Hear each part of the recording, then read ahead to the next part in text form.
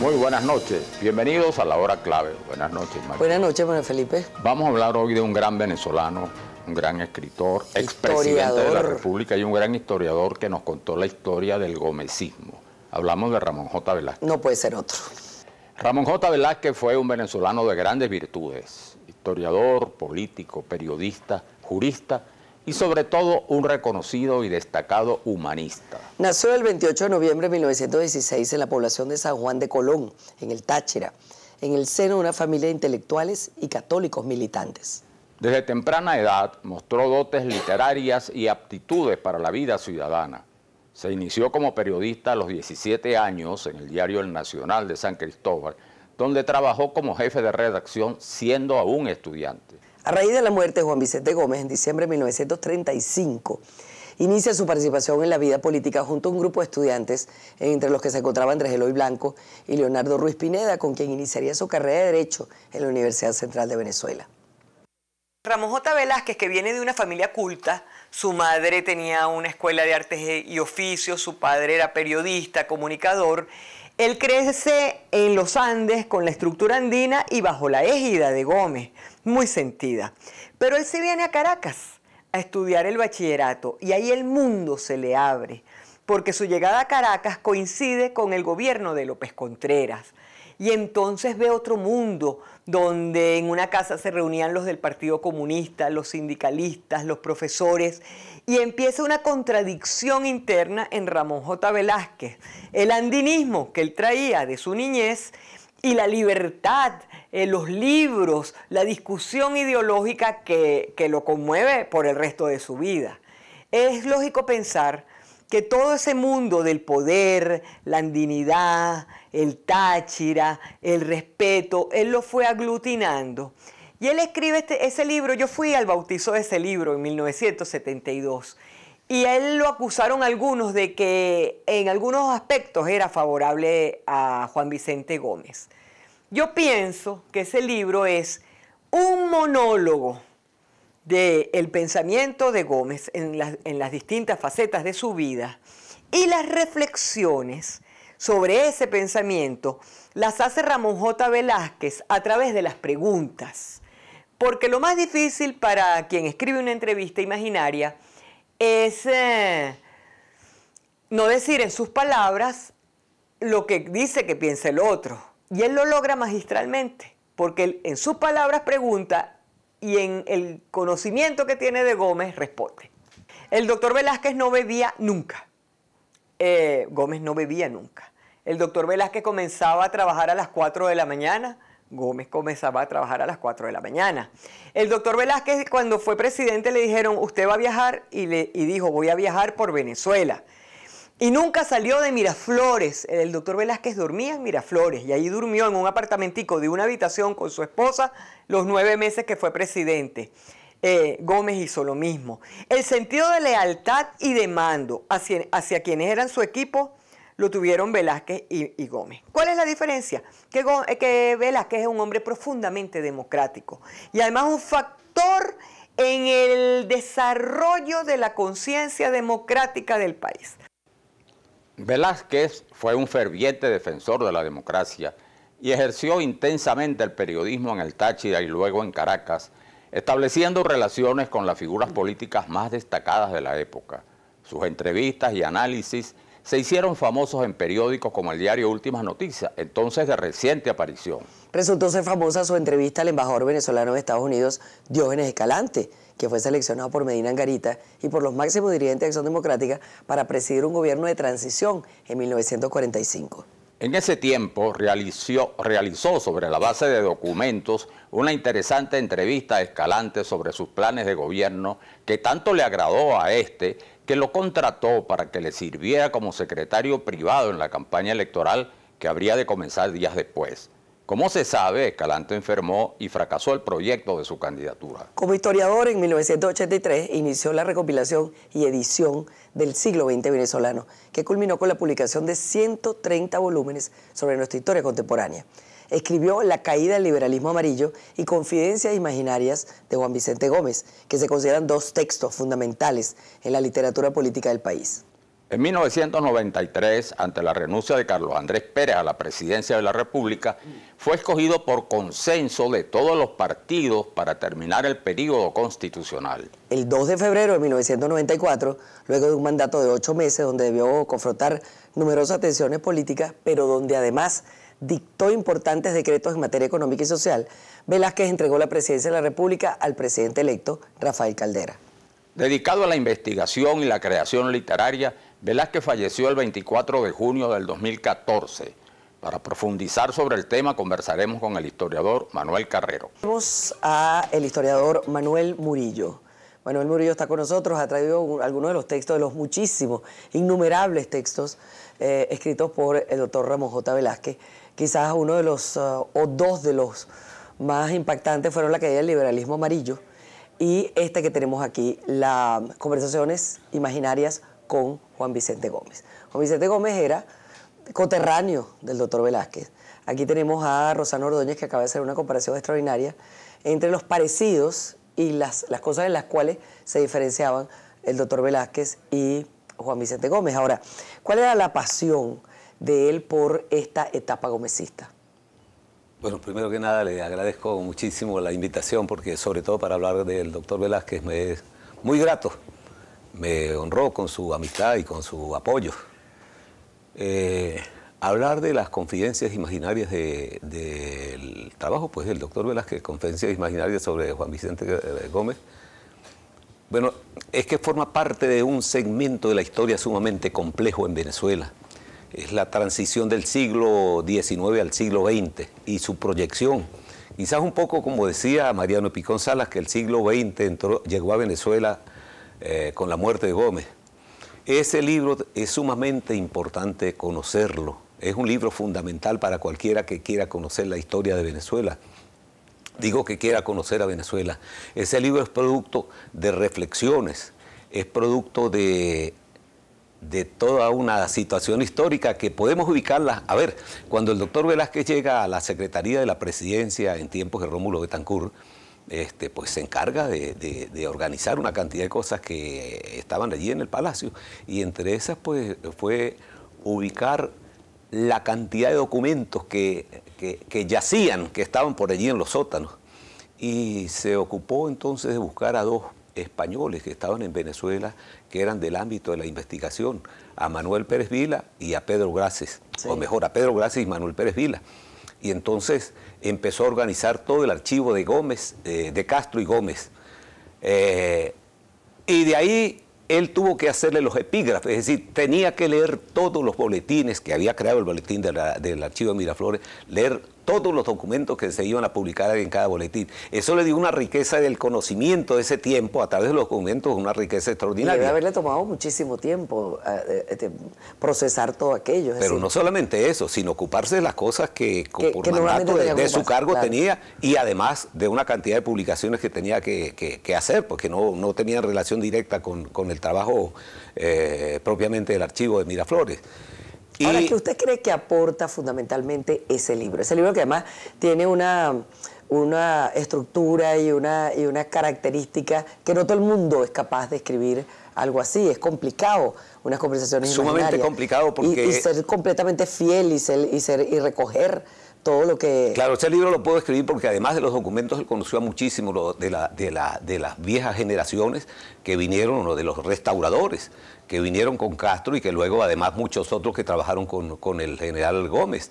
Y entonces esa fue digamos que una posibilidad de acercarse más al personaje, pero además porque lo estudió en un contexto muy suyo. Ese libro empezó a publicarse en entregas en el suplemento cultural de Últimas Noticias, que ya desapareció hace bastante tiempo, lamentablemente. Pero allí aborda el personaje como eje central de un tiempo. Miguel Acosta Zaina, a quien él le agradecía mucho uno de los trabajos que se hizo analizando ese libro, él decía, el doctor Velázquez decía que fue la crítica más acertada, porque lo abordó como desde un ensayo de la política rural, del enfoque, del conocimiento de lo que era la ruralidad en Venezuela hasta los tiempos medianos del siglo XIX, perdón, del siglo XX. Entonces aborda un personaje taciturno, zamarro, solitario, en medio de aquella varaunda que fue la política del siglo XX, con todo lo que fue el salir vamos a decirlo, no el término más del cascarón del tiempo colonial y del siglo XIX para insertarse violentamente en un tiempo de la modernidad con el petróleo y con toda la hemorragia de dinero que trajo la inversión petrolera en Venezuela. O sea que nosotros podemos decir que tenemos una visión distinta de lo que fue Gómez, o más completa. Claro, porque es que hasta antes y después del libro. Hasta los tiempos finales de Guzmán, del guzmancismo, no habían textos realmente que explicaran cómo transitó Venezuela, desde esos finales de los años 80, 90, hasta los años 20 y tantos. Habían unos 2 o 3 trabajos, quizás un libro, el libro La elipse de Guzmán, Elipse en una misión de poder, de Ramón Díaz Sánchez. Habían otros, quizás 2 o 3 trabajos, pero no de libros que se metieran por dentro de la historia y además sustentados y por dentro de Gómez, porque desde luego, porque eso es otro trabajo. Esa es la otra parte. No es solamente por dentro de Venezuela, sino por dentro de un personaje que es sobre quien gira la política nacional. Y para uno entender por qué era como era. Claro. Sí, porque Gómez era un poco un mito, un poco una cosa. Entonces, para el doctor Velázquez escribir eso es una ventaja ser tachirense, pero además ser tachirense de aquel Táchira que ya se estaba yendo, y de conocer usos, modos, costumbres, valores, términos, vocablos, tratamiento de la gente. Entonces, en buena medida eso le ayuda a escribir. Muy difícil que otra persona o una persona centrana, vamos a decirlo así, del país pudiera haber escrito un libro sobre el general Gómez. Y él se metió por dentro del personaje. El libro realmente la estructura o el desarrollo. Es un periodista joven que va a entrevistarlo a Maracay y le hace una sola pregunta. Y entonces de ahí desarrolla una conversación que le hace el general Gómez, respondiéndole pues todo lo que ha ocurrido desde finales del siglo XIX, cuando se vino con el general Castro en la Revolución Restauradora, y cómo transitó y resuelve de una manera muy interesante la ruptura entre los 2 personajes y luego el desarrollo de su hegemonía en el poder. ¿Qué contaba el doctor Velázquez acerca de el proceso de confección de este libro? Porque es que el ya fallecido, pues, Nelson Luis Martínez lo llamó para que escribiera cuando se creó el suplemento cultural de Últimas Noticias. Le propuso que ya se había hecho varias entrevistas imaginarias, entre ellas una José Rato Chiarlo, un peruano que vivió aquí, murió también ya. Rato Chiarlo, sí. Y entonces Nelson Luis Martínez le propuso que escribiera una entrevista imaginaria a Napoleón. Y él le dijo, no, porque yo no conozco de Napoleón.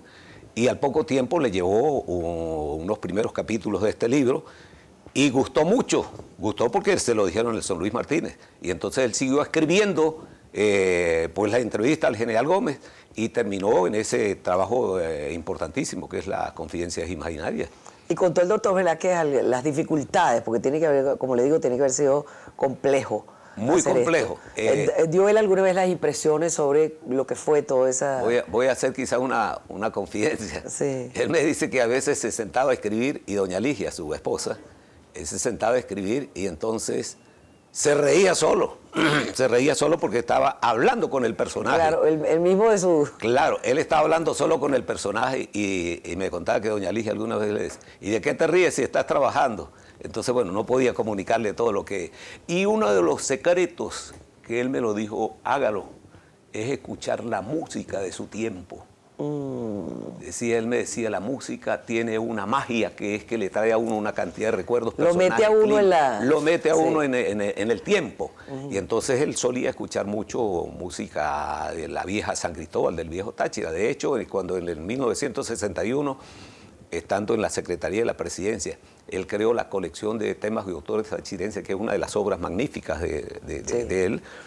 También publicó en un LP, un long play, música del siglo XIX con músicos del siglo XIX y del siglo XX, música tachirense. Y me decía que eso le ayudaba a atraer... A situarse. A situarse.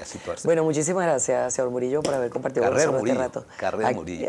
Perdón, Manuel Carrero Murillo es la cosa, ¿sí, verdad? El Murillo es más pegajoso. Extrapola el hombre que maneja la hacienda con el hombre que maneja el país. E incluso llega a decir, en boca de Gómez, que es más fácil manejar un ejército que manejar una hacienda, porque un ejército a veces actúa y a veces descansa, pero una hacienda hay que atenderla todos los días.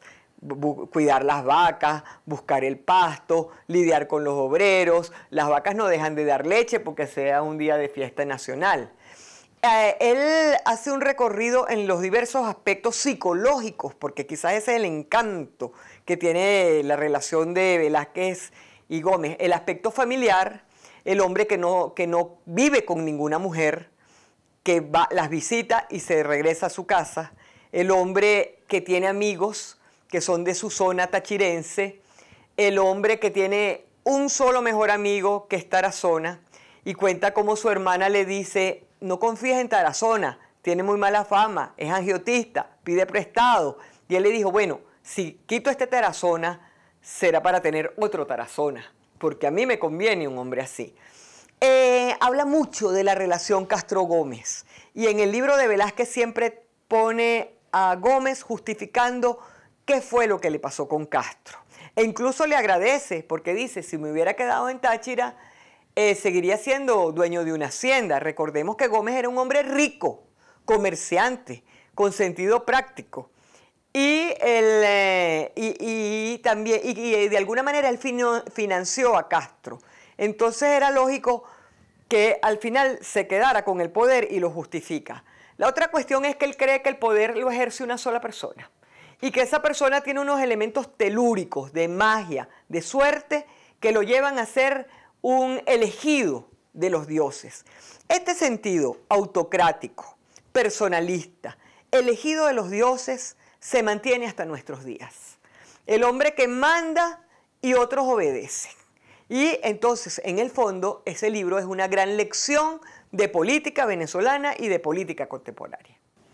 Oye, qué bueno la reflexión de Rosana, me parece extraordinario el relato de Rosana en relación a este libro, ¿no? Sí, pero además también hay el Velázquez. Y también las opiniones de nuestro invitado, ¿no? Totalmente, porque este es un historiador, pero fíjate, lo interesante es ver ahora la parte, digo yo, del Velázquez. Porque hay dos cosas: su conocimiento del país, su vinculación con los políticos lo llevan a asumir dos responsabilidades muy importantes. El año 59 es electo Rómulo Betancourt para un periodo que iba a ser sumamente complicado, como todos se sabía. Se trataba de consolidar la democracia, y justamente al frente de Rómulo Betancourt. Y Rómulo Betancourt lo llama para que sea su secretario.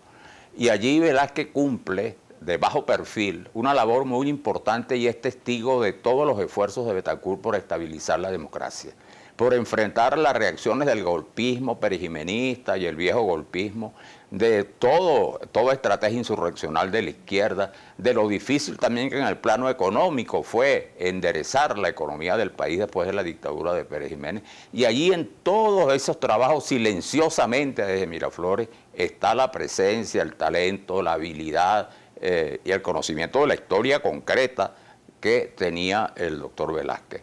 Ese es un hecho importante a destacar en su vida política. Y el otro es, en 1993, una vez que Carlos Andrés Pérez tiene que abandonar el poder, todos los partidos políticos tienen que escoger un candidato de consenso para que dirija unos meses, 8 o 9 meses, pero que iban a ser muy difíciles también, porque había sido defenestrado un presidente constitucional electo por el pueblo, y además de la popularidad y del apoyo de Carlos Andrés Pérez.